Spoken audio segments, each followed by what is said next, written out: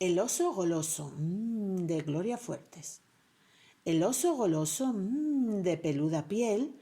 El oso goloso, solo come miel. El oso goloso, anda muy patoso. Solo come abejas, no temas al oso. El oso no ataca, si te ve, se aleja a su cueva vieja. El oso patoso no sabe correr, es tan gordo y torpe, solo come miel. Por eso le llaman el oso goloso. Las moscas le pican su hocico pringoso. El oso anda lento y tiene talento. Come la colmena, se pone contento.